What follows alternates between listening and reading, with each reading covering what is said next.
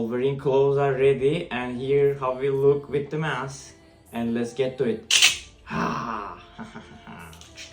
And these are carbon fiber clothes.